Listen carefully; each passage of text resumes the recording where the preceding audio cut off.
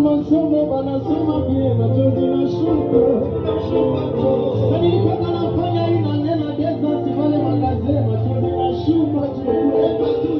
Hatuko naenda kule kulaki tunalopata magote na vikula mara Yesu. Kweli sina maneno.